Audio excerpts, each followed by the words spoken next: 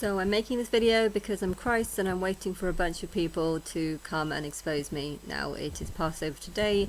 You would have thought that they would have come today if they were going to come anytime soon, and they didn't. So I have no idea when they're gonna come. That this crazy woman... So excited this morning, brothers and sisters. I did an incredible study since dropping the kids off at school. And because Father is so good. This crazy woman is also waiting for the return of Christ. She just doesn't know that it's me. Hence I'm making this video to try and work out what's gonna happen. I know I should not be trusting the Bible because it's full of lies and inaccuracies and also fairy tales and delusions, but I know that there's some truth to it. But I also know that people have known about me for 11 years and I don't know why they have not come to me. I don't know why they don't want to talk to me. I don't know why they're just doing things about me behind my back. I cannot understand why they would know that Christ is here and yet do nothing to help her for a whole 11 years. And not only do they not do anything to help me, they actually just do things that torment me every day. I know Christ is supposed to be the sacrifice, and that's what the Bible says. So therefore I know that they are listening to the Bible and trusting that in some ways. Why they're still trusting in that, even though I've made it perfectly clear that I despise the Bible and that I am God, hence they shouldn't be turning against me because I'm only going to turn against the world because of that. Why they're not listening to me, I don't know. But they're listening to me as in they're listening to other things that I'm saying and just doing whatever the fuck they want because they don't give a shit. If they did care about me, they wouldn't ignore me for 11 years. And they have. Hence, I do need to do some research into the Bible, hence why I'm making this video. But I know that they know a day when they're gonna come, and I can't figure out this day, nor the year, nor the season, nor the month. Only people with money and brains can help me, and they're not. Maybe it's because no one has brains here. Maybe that is the actual reason why no one's helping me. Christ was supposed to be arrested just before Passover, and it is Passover now, and they haven't arrested me, so if that's the case, then it's not going to be this year. And the thought of having to wait a whole nother year only to find nothing happened is fucking awful. But I've done this 11 years in a row. And I really just want people to die. I don't give a shit any longer. If you love Jesus, go and fucking join him in the grave. If you want to be just like Jesus, go kill yourself, because then you'll be just like Jesus. Anyway, let's do the study. Matthew 27, verse 53, and it says, "After his resurrection they came out of the tombs and entered the holy city and appeared to many." And as you can recall, if you've seen my previous video, you would have known that I was saying, oh my goodness, this looks like the holy city is the camp of the saints. No, the holy city is me. I am the real Christ, but I have been blanked out of the Bible and I've been turned into a city, a whore, a bride, a spirit, a dove. I think there's quite a lot of things that I've been turned into, but anyway, I was turned into a serpent in the Garden of Eden. Jerusalem, that is me. And so if it says that after the resurrection people came to me, yes, that is happening. Technically the resurrection of Jesus is just the resurrection of the average person because everyone gets reincarnated. But yeah, people don't know it, so when they find me I tell them that they've been resurrected, and then over a period of time more people find me, and then at some point of time they're actually supposed to literally come and talk to me, but I don't know why they're not doing that. It's like they found my videos and they're just avoiding me. Tombs is called Tombs because if you take one letter away it says two B's. My surname is B. If you change one letter it says two me's, so they come out to me's. But if that's what they're supposed to do, why are they not doing that? They're just avoiding me. You can't go to your two me's if you don't come to me. It says, after his resurrection they came out of the tombs and entered the holy city and appeared to many. The holy city, that's me. Holy is code for evil, and I'm evil because everyone on this world is made in my image, and yet everyone in this world is just sick and disgusting. Because they all want to worship a sick, evil, disgusting God, and they don't actually want to worship a real God who's alive on earth right now, and who has been on earth alive for 11 years, and still not one person wants to meet her. Why? I don't know. So I'm like, this is where they've come out of. They've come out of the graves after Christ's resurrection and they've gone to the holy city, which is the camp of the saints. And this is why, brothers and sisters, why Jesus could say to the thief on the cross, today you will be with me in paradise. I do not remember Jesus saying that, but I would not trust anything that he would say, because entering the city, if the city is actually just a woman, is actually just code for having sex with her, which would explain why he said it to the thief. Why Jesus could say to the thief on the cross, "Today you will be with me in paradise." Because the woman is Christ and the real God, and she doesn't actually want to have sex with him, but by him trying to, he's only going to get himself killed. But maybe it is talking about a city. You know, I was born in London. London is a big city. There's a lot of things you can do there, you know, cinema, films, skating or parks or whatever. You know, there's a lot of things you can do in the city. So yeah, enter into the city and just do whatever you want. I'm not going to have sex with lots of people, but I feel like there is a coming deception of having some sort of giant sex orgy, because humans on Earth only seem to care about sex, money, and just themselves. Hence, having a world sex orgy is probably going to interest a lot of people here. And yeah, a lot of people would think that that is paradise, but really they're just stupid. I think visiting your local city is a better idea, but you can interpret the same thing in lots of different ways. I mean, you're interpreting it as this is evidence that people get to heaven in a sort of cloud. I think that's just proof of people dying. I think you're getting confused because you're getting confused about the word holy. You know, holy actually means creepy and unpredictable, but the Bible has inverted this meaning because God was wanting to trick people that wanted to be tricked. So when you think of the holy city, you think of a sort of godly, amazing city. But when I think of the holy city, I actually think of sort of evil, creepy and unpredictable, which pretty much sounds like Vegas or New York, or, you know, there's a lot of different cities that are kind of like that. Actually, the holy city most reminds me of Hollywood. That's very evil, creepy and unpredictable. There's lots of gun shooting there and stuff. Police helicopters were always flying around when I visited the place. But I do know that the only way it can be considered to be a type of paradise is if you are rich. If you're rich and live in Hollywood or California, you know, it's amazing. If you're poor, it's not so good. So yes, I'm waiting for the death and resurrection to happen so that I can enter into Hollywood and hopefully live there or live somewhere. I don't think my location should actually be known. But yeah, Jesus really represents the average person, and so the death and resurrection of the average person probably will take a lot longer than just a few nights. Probably going to happen over a 7-year period. But by that, of course, I'm referring to the death of the bad people and the resurrection of the ones who believe that I'm God, believe in reincarnation, and believe that they have been reincarnated in a sort of resurrection way, only they have new bodies, new memories, you know, they're the ones that are going to rise. And hopefully they're going to help me. But yeah, I'm still trying to figure out why they haven't done so far. So I'll hopefully be able to live in Hollywood after the 7-year period. Before then, I think it needs to be completely anonymous where I actually am. But yes, I'm just waiting for the start of the tribulation, which is where people come to me. My birthday's on April 3rd, which this year happens to be just like 2 days after Easter Sunday, so maybe they're going to come to me on Easter Sunday because it puts more emphasis on the resurrection rather than on the death part. I'm going to go over it again, and Father, please just fill me with your spirit and of understanding and wisdom. And this is so amazing. So I've got notes here. This woman is completely delusional. She's following a spirit that does not exist. God the Father does not exist as a God because God is not a father. And she's just hoping to try and work out when she gets to go to paradise. That's all she's thinking about, herself and her selfish needs to enter into paradise. I am not thinking about this. I mean, I'd love to enter into some sort of paradise, but reality is I'm in hell right now and I'm just trying to get out of hell, and I want to know when the people who know about me are going to promote me to the world as being the true Christ. I know I am, and yeah, it's horrible what I'm going through, and it's horrible to know that people who would make out that they're going through the same thing are actually just seeking things and luxuries for themselves, and that's the only thing they're thinking about. My revelation about me being Christ is going to change the whole world, and we could properly test everyone. Everyone wants to know if they're following the right God or not, and I can give these answers to people, because if you're following the Father and getting giggled up by the thought of going to heaven, you know, you're actually just excited about the thought of dying, and you don't realize that because you're too stupid and delusional.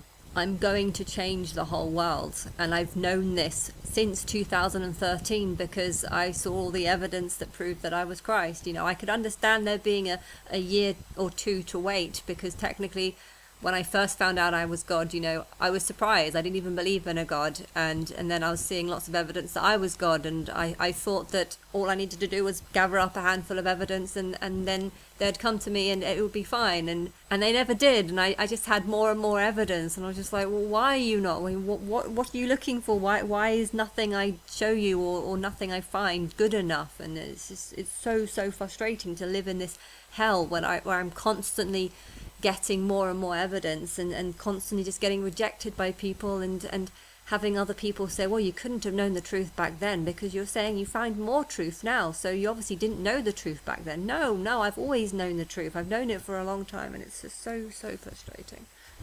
I think with some things, particularly the Bible, the more you look at it, the more you look at the stories, the more detail you go into, the more truth you can find, the more ways you can analyze things, the more different interpretations of it.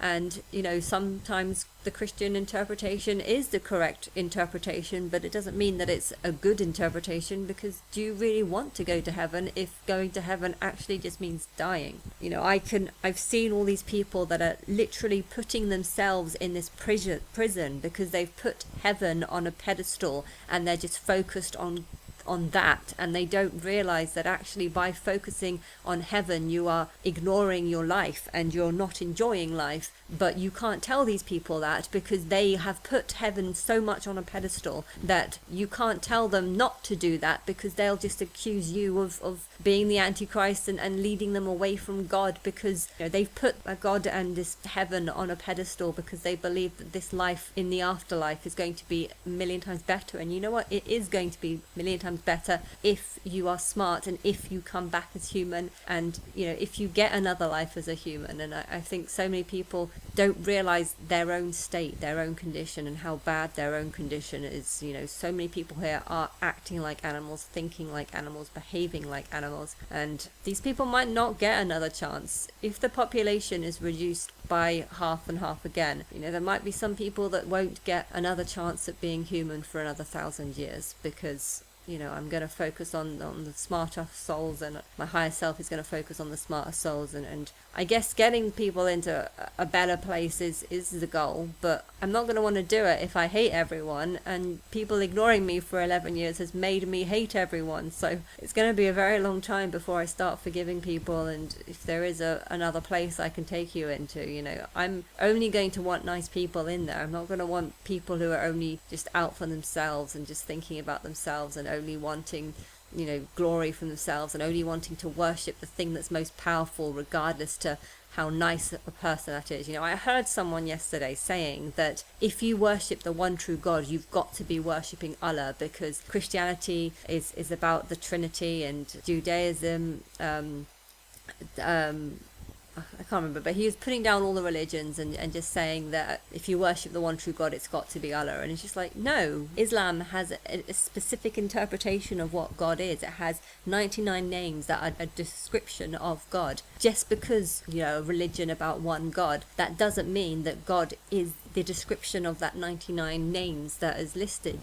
That's just to think some things like that. It just shows that you're not very bright, because you're not thinking about all the truths, all the possibilities, all the different ways of analyzing things. And the more you analyze something, the smarter you get, so long as you don't just keep analyzing the same things to try and fit your narrative of what you believe. That's the point of some of these angels. There's so many, there's 400 or something angels, and the point of it isn't just to expose bad and to expose good. It's to make you think about both sides, because thinking about lots and lots of things makes you smarter, makes you more intelligent, makes you more of a grown person, and it can bring out different characters in you. If you live in a bubble box where you only have like 5 or 6 different types of people and that's all you'll never grow as a person, you'll never learn, you'll never see all sides of the spectrum. And by having 400 angels that are all very different and represent all different types of people, you can get a much broader range of stuff. So I can understand. I didn't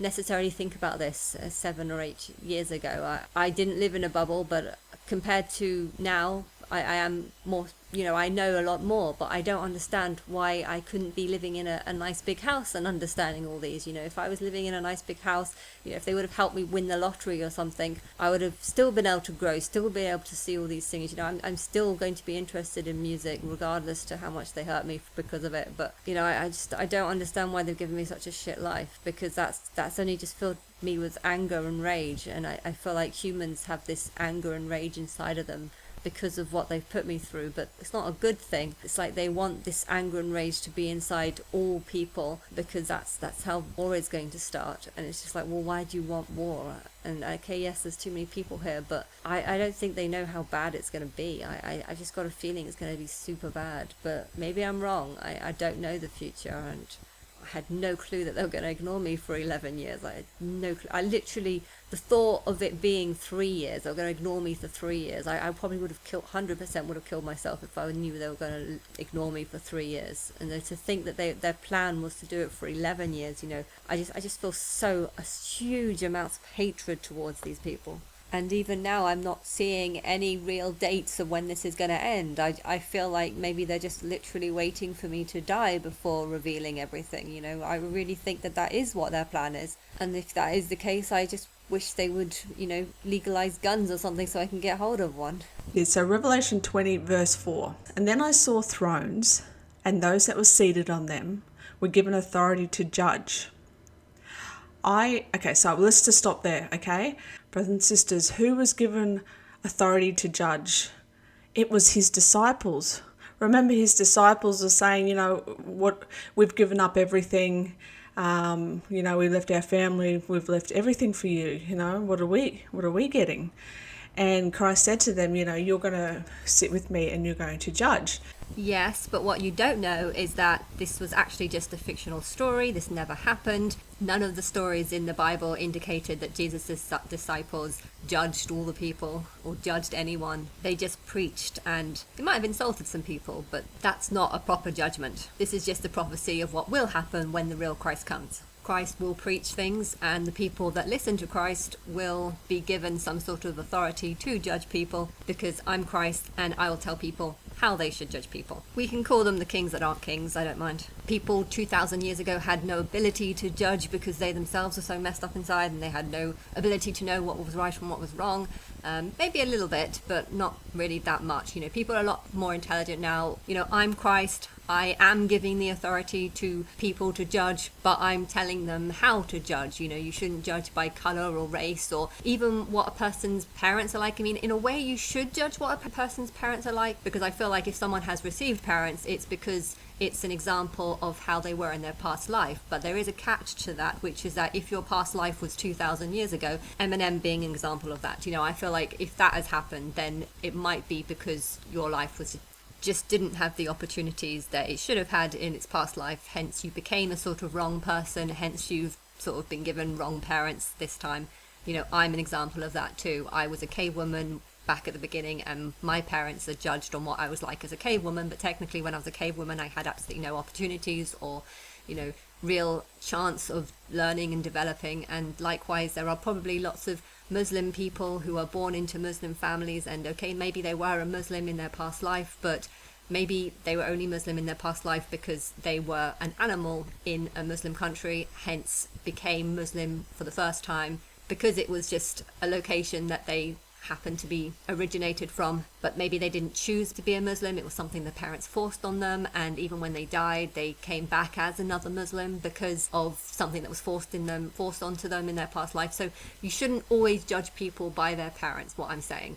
But at the same time, if people have Muslim parents, it's likely that they were a Muslim in the past life. If they are born into a Hindu family, it's probably because they were Hindu in their past life. If they were an atheist in their past life, they'll probably have atheist parents now. If you were an extremist Jew, you'll probably have extremist Jewish parents now. But then again, there are some exceptions to that, because I feel like if you really, really hate Jews, there's a high chance that you might become a child of a Jew in your next life, because there's a sort of punishment for hating something that you don't understand. If you hate something that you don't understand, the Matrix might actually punish you by saying, right, well, we're going to put you as a child of that person in that person's race because you don't understand it. But it's a lot more complicated than that, because the Matrix will actually detect why you hate something. If you hate Islam because you hate wearing coverings and you don't like female suppression, then you're not going to be punished for that, because the Matrix knows that God doesn't like these things. So, you're not going to receive a punishment for that. So it's a bit complicated, and I'm trying to stick to the truth, but at the same time, because it's very complicated,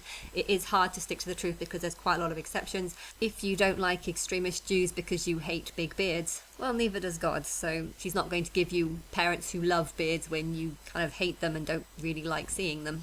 I think this is where Christ becomes like a sort of template for the Matrix. Christ knows what she likes and what she doesn't like, and she has a sense of right and wrong. It's not wrong to have a beard, but it's also not wrong to not like looking at big beards, because it looks like pubic hair, If you, though, love big beards, there's a good chance that you might get a father who has a big beard in his next life. I think this is the reason why the DNA allows big beards to be formed, because it gives people the choice to have it or not. But by not having it, it shows your sort of similarity to Christ. Small beards are fine, like the type of Aragon beard is fine, but just big ones, just no, they're not for me. I can tell you the exceptions, hence I'm hoping you would be able to judge properly on things based on what I say. For an example, I believe that my mum was actually a wolf in her past life, but I believe that this wolf was a wolf that lived in London Zoo. Okay, I don't actually know if it was London Zoo, but I definitely sense wolf, and I definitely sense a zoo, because I love zoos, and I also love the film Mowgli, and Mowgli was raised by a wolf. So I feel like there's some connection there. Mowgli, Moan It's Me.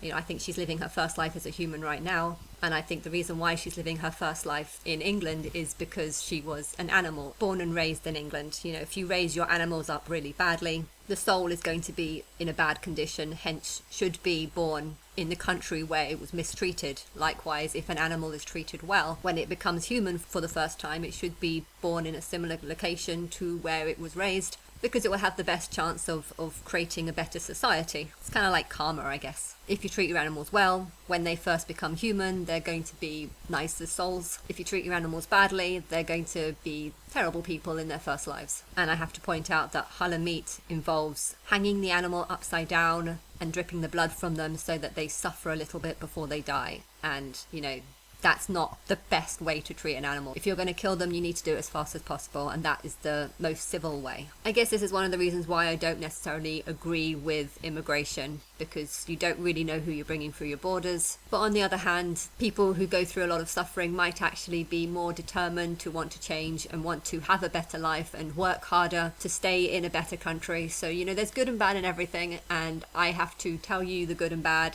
so that you have an accurate way of judging things. I do believe that my mum was a wolf in her past life, because when I look into her eyes, I keep getting visions of that. And well, if that wolf would have been raised in Middle East, there would have been a high chance that she would now be a Muslim. So you shouldn't always judge people by their family. A lot of pets get mistreated by their owners, or perhaps their owners are living in poverty and cannot afford to look after their health, and you can't really blame the pet for the owner that they have. But at the same time, if a certain country is creating laws that allow animal abuse to happen, or is refusing to help them because they know it's going on but just don't care enough to change things, then the country should pay the price for this by having these horrible animals, horrible souls, become human and cause problems for the more civilized people. And that's just karma.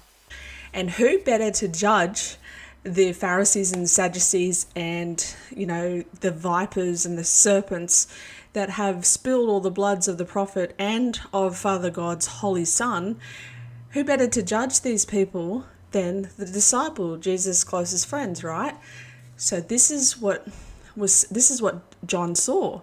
He saw the thrones and them that were seated on the thrones who had the authority to judge. So he saw the disciples, okay?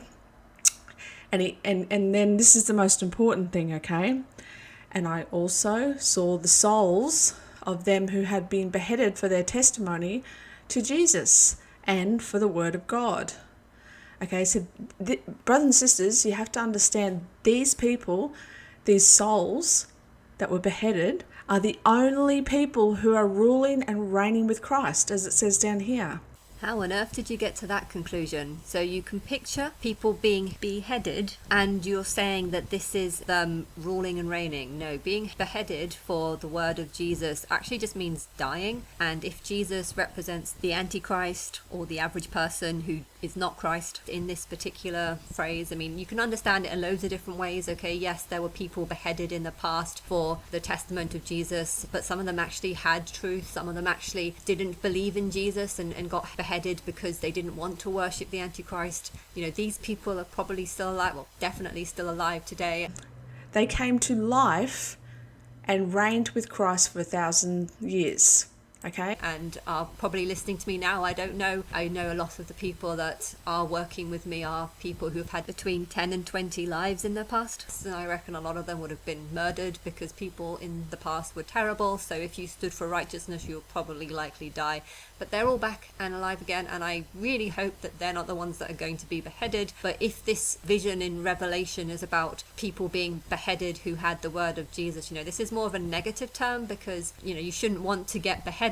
And therefore it's saying that you shouldn't worship Jesus, you shouldn't follow his teachings because you're going to get yourself beheaded or killed in the rapture. But somehow you've managed to invert that and say that, wow, we need to be like these people because we can get beheaded and be with Jesus and stand with Jesus because we won't have a head. So yeah, if you don't have a head, how are you going to stand with a living, mortal, human God? That's not going to happen. You're going to be dead.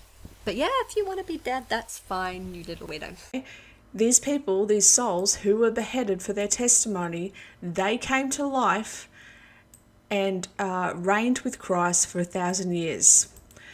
Okay, these were the people that from Christ's death or Christ's ministry when he first started to his death to the 70 AD, these are the people who were sharing the gospel, who were telling the truth, who were persecuted, who got killed, who got beheaded, under the reign of Nero and all those kind of things. These were the people who were promised because they seen it firsthand. They saw Christ firsthand. They believed in what they seen, and they shared it even into death. I think you're saying something's right, but you're getting the timings wrong. You know, it was fine to die in the past because the world was such an awful place, but right now the world is actually quite a nice place, so you shouldn't really want to die now. The people are bad, but the place is actually quite nice because there's quite a lot of things to do. Okay, it's going to be better in the future, but if you're worshipping the wrong Christ, then you might not necessarily get to the future because Christ is going to favour the people who choose her over the Antichrist. This was their promise. This was their reward. The disciples got the thrones, were able to judge, and those that were beheaded for their testimony during that time period were the ones that were able to rule and reign with Yeshua Jesus Christ, okay? Because it says the rest of the dead did not come to life until the 1,000 years were ended. Okay, so all the other people didn't come to life until the 1,000 years were ended. And this is the first resurrection. That can have multiple meanings. It could be saying how the people who have to go back to being an animal are not going to get another chance to be human for another 1,000 years because the population is going to be reduced and then slowly it's going to start growing again. Or you might not necessarily become an animal. Your soul might just be put on a sort of pause state. I think it depends on how much bad karma you've accumulated. If you're not similar to an animal, it's not going to put you back in an animal body because the body would in a way reject it. Like if you receive blood that's not your blood type, it can kill you because your body reject it. Or if you have like an organ part, you know, your body will reject it because it's saying this isn't similar to the body. In a similar way, I think a body can do that to a soul. If a soul is not right for a body, it will be like, nope, that's not right for me. So if you don't make it to become a human again, and if the Matrix wants to put your soul into like a fetus of an elephant, the elephant body could be like, nope, this isn't right, this isn't going to work. Which could explain why miscarriages happen, or it just won't go in there in the first place. You know, it's the Matrix that kind of figures this out. But like any computer, you know, problems or mistakes can happen. Or another possibility is that the 1,000-year wait could actually be a sort of reward. You know, if there are people that I like, I'm going to be angry with the world for a very long time. And if there are some people who I really like, I might actually say, right, I'm going to choose all the people that I do like and all the people I do forgive, and I'm only going to bring them back to life on earth as a human in 1,000 years' time. Because this next 1,000 years is not actually going to be amazing, because you're going to have to live with the knowledge that Christ hates you and God hates you because of the life that she was forced to live. because you refuse to help her. You know, I don't necessarily think there is just one interpretation for this. I think there's loads of different interpretations because there's lots of different people and lots of different options. Do you want to be on Earth in the next 1,000 years? Well, I think the truth about this would only be discovered if you knew the true timeline, if you knew how long the timeline was going to last, how long Earth was going to survive for. I know there's a huge amount of plastic and rubbish and toxic in this world, and it's going to take 300-400 years for all this to corrode. So the planet will probably be a much nicer place once this is all corroded away. So maybe you don't even want to be on Earth in the next 300-400 years. You know, I can't answer you this question because I'm a mortal and I don't know the future. But my higher self does know these questions. And if I knew these answers, if I could time travel and see what the world was going to be like in 3,000 years, you know, if I could time travel and see what the world is going to be like in 100,000 years, you know, if humans are going to still be here on Earth in 100,000 years, you know, if I knew the answer to this, then my response would be different. But I can only respond to what I know, or what I think or believe I know, which might not actually be the truth because I'm mortal and I don't know the truth. I can feel the truth inside of me, but I'm also being confused by 1,000,001 liars. And that is that you should see these books in lots of different interpretations and not just assume that the 1,000-year reign is a good thing. Because I'm Christ and I hate the world. Do you really want to rule and reign with Christ if Christ hates everyone in the world and wants you all to suffer for the shitty life that you've given her? These books are kind of like poetry. If you don't know Christ, you don't know if you want to be with Christ. You know, if all Christ is going to do is swear at you and shout at you and want to throw sticks at you because she hates you, do you really want to stand with Christ? You know, I don't know why my life has been so awful. I don't know why people are still ignoring me and still rejecting me, but I don't want to meet people because I feel like I just want to swear at them for refusing to help me. If you thought Christ was all nice and kind, then yes, great, you would want to stand with that person. But if the truth about Christ is actually she's just an angry, bitter person for the life she was forced to live because this world has put her in some sort of prison, then do you really want to stand next to Christ? The world has put Christ on a pedestal, but if they knew that actually she felt the exact opposite, because people have only put an antichrist on the pedestal, then suddenly the whole translation of everything just turns into something completely different. And stupid people are people who are blind and just assume things when they don't actually know the truth. Okay, exactly like I said here. After his resurrection, they came out of the tombs and entered into the holy city and appeared to many. This is again why he said to the thief on the cross, "Today you will be with me in paradise," because Abraham's bosom was kind of like a holding place, okay? And this is why Christ went down and freed the captives, preached the gospel to them. All the people in Abraham's bosom believed, and these were the ones that came out of the grave, okay, or out of the holding place in Abraham's bosom, and they went into the camp of the saints, the holy city. This is so incredible, and this is where they still are right now, brothers and sisters. Actually, the camp of Abraham also has two meanings because he had two wives. He had kids with two wives. He had one with his wife who was very old and couldn't have children for an unknown reason. And then he had a child with a servant who was just a maid who didn't actually want to sleep with him and who even ran off because she didn't want to sleep with him, but God, for some reason, said, go and sleep with him, this old man. You know, this shows people's choice. When you see Christ, who is a woman, how would you see this Christ? Would you see her as being your long-lost wife who just hasn't come to earth for a very long time? Or would you see her as a slave, a servant, someone you should use and just impregnate because of your own need for wanting your child and not thinking of this woman's needs or wants? This shows the two camps. So to promote his camp, it's like, wait, no, you need to ask the question, which camp are you talking about? Which camp are you in? These people came to life, okay? These souls under the altar, they came to life and reigned with Christ for 1,000 years. We'll just read it, okay? And then the 1,000 years had ended. Satan will be released from his prison and will come out to deceive the nations of the four corners of the earth, which I believe is happening right now. There is mass deception, and you know the full preterists that say the whole book of Revelation has come, and you know the great white throne judgment has already happened, and we're living on the new earth, and all this. Brothers and sisters, I'm about to debunk that big time. We are not living on the new earth, the New Jerusalem, no way. So, anyway, I'll just continue. correction. I think in a way we are living in the new earth because we have this new technology, we have computers, TV, satellites and stuff, and we have Jerusalem, which is me. We just haven't got rid of all the bad people. So we haven't done the sorting yet, we haven't done the testing, and the Satan is the one who's going to do that. Satan is just sort of world leaders or people that work for the world leaders. There's billions of people on earth. It can't just be a handful of people at the top that do this. So, it's going to involve a big group of people, and there needs to be two sides. Which camp are you in? Are you on the side of God, or are you on the side of Christ, or are you against her? Do you want to kill her?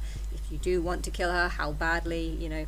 I think God, my higher self, wants to know this because she wants to work out who should go back to being an animal and who doesn't. And I don't know if there's a way of judging it. I don't know how the Matrix necessarily picks up on things like this. If these questions are never asked, is there a sort of dream world where these questions are asked? When I was a child, I used to always think about this, like, how would I judge people? I don't know why I did, but I used to always fantasize about trying to judge people and thinking all the questions that I would ask and stuff. And I would think about it a lot, but I never really got the answer as to if this is something that actually happens. I think dividing myself into like 500 people, and then it's like, oh wait, no, there's way too many people. I need to divide myself into more than 500 people. And then I was just thinking, is that even possible? And I think the older you get, the more you can divide yourself, but it's definitely harder the more you divide yourself. But I believe that there's a spiritual realm that's judging people. What they say, is it like a dream world where you get asked these questions?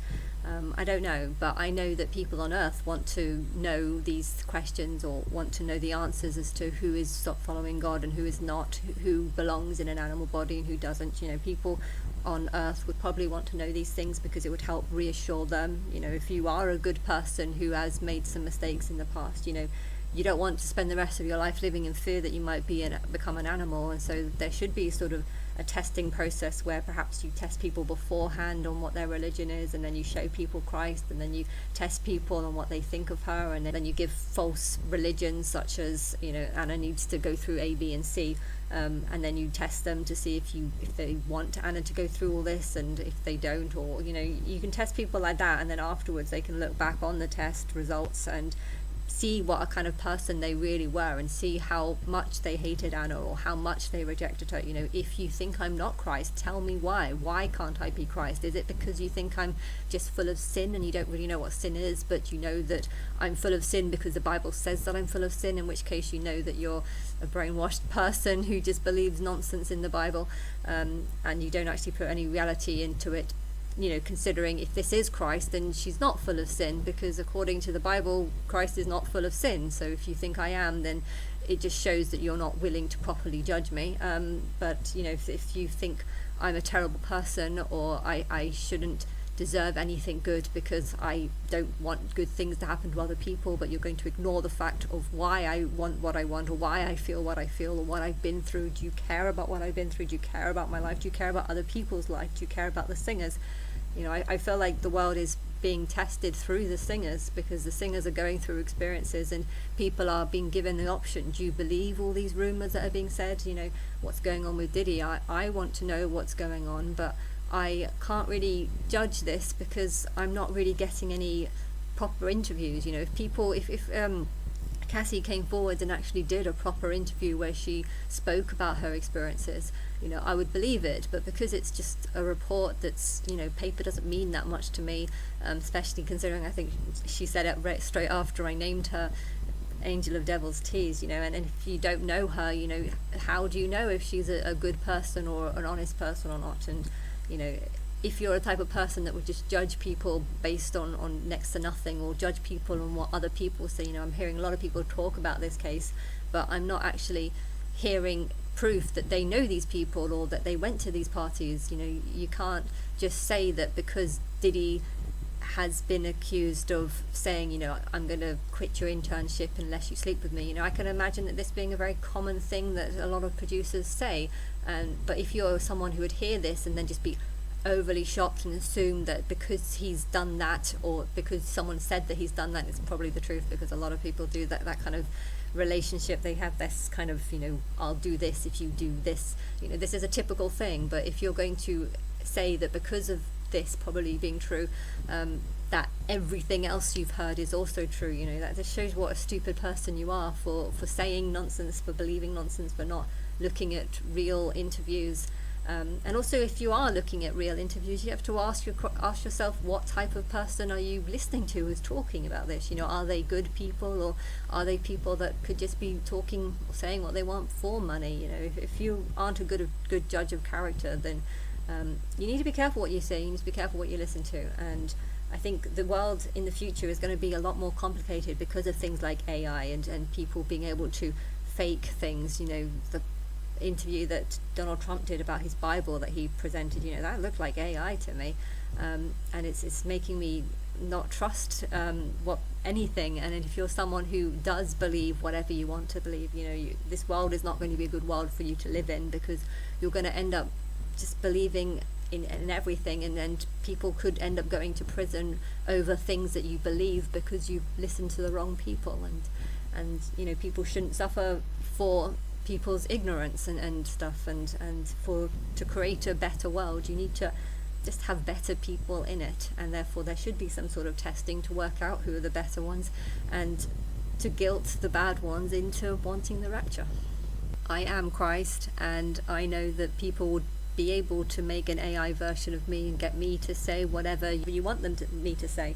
And if people are going to be believing in fake messages from something that looks like it's coming from me, you know, this could actually be quite a dangerous thing, because people love the idea of talking for Christ or talking for God. And so if they can just create an AI version of me and get me to say whatever they want, you know, this might be something that happens a lot. So it's also quite important to make sure these people don't do this and aren't encouraged to do this, and rather, you know, just seek truth and seek honesty, and not just seek attention like most preachers right now. You know, they say that they know Jesus is the real truth and stuff, and they're doing this mostly so that they can get people to look up to them, so they can get people to turn to them and want to seek them for their advice. They like this credibility, and they feel by using Jesus's name or God's name that they can get this credibility, when really they're just saying whatever they want to say.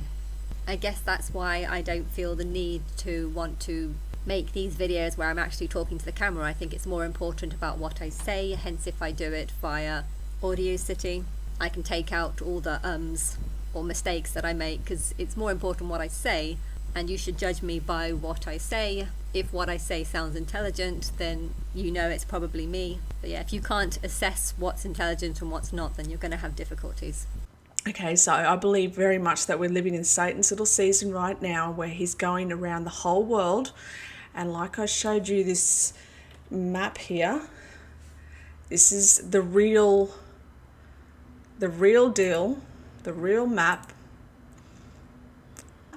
is how the reality is. This here in the middle, okay, that rock, okay, and I've got something incredible to show you about the rock. It's literally written in the scriptures, brothers and sisters. We're going to get there. Okay, so this rock here is called Rupus niger, which is a giant black magnetic rock, and it's right in the middle, and this is what our compasses all point to north for. And this here is the original Garden of Eden. The Garden of Eden, brothers and sisters, is the camp of the saints. This is how it says that, you know, they marched up to the breadth of the earth and surrounded the camps of the saints and the beloved city. They surrounded the camp of the saints and the beloved city. I believe that is just talking about how a group of people are going to come and get me, take me somewhere, and the whole world is going to surround us, because there's going to be a test where people are tested on me. So this is kind of proof that I am exposed during my lifetime, I think, but yes, I don't know why it's not happening. I mean, technically, I'm 37 in a few days' time, so I'm still fairly young. I'm not young, I'm middle-aged, but I guess I still have time, but I don't know why they're not doing it. I don't know why it wouldn't have been better to do this to me when I was 26 or 27, because I would have actually been able to have a full life from that. And now I don't feel like I can do that, because I'm 40 soon, and then I'm going to be 50 soon, and then I'm not going to want to do all the things that I'm going to take years and years and years to recover from this. And by the time I mildly, if I ever mildly recover, you know, I'm still going to be I'm going to be too old by that point to want to do much. So I don't know why you've waited this long and why you're still waiting. The longer you wait, the more angry I get. But I believe that something is going to change soon. And I'm seeing evidence of that. I just don't understand why it didn't happen 10 years ago. Okay, so notice this. It says, and in order to gather them to battle, they are as numerous as the sands of the sea. So this is very important. As numerous as the sands of the sea. This can only be now.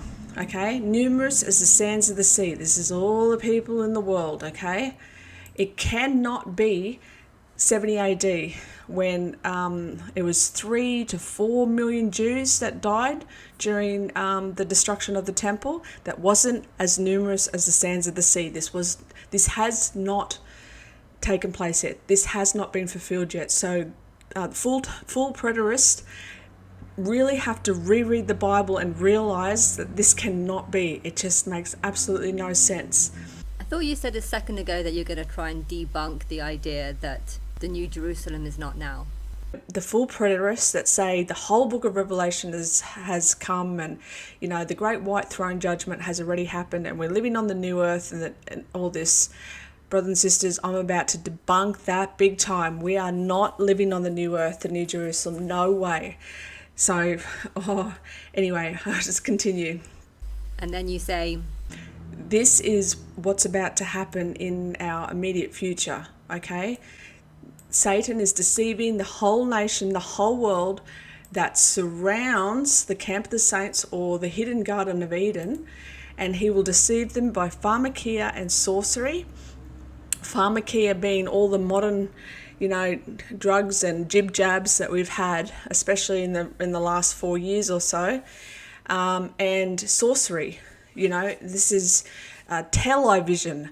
This is sorcery, making spells and witchcraft over language and over the music we listen to, and everything is out to create deception. I'm like, yeah, we are living in the New Jerusalem now. You just have not seen Jerusalem yet. That's me. I've tried to write to you so many times. You ignore it because I don't support your belief and I don't agree with Jesus. I think I like you because your surname is the same as my surname. We're both B's. Hence, I thought you might have a stronger connection to me than some of the other prophets.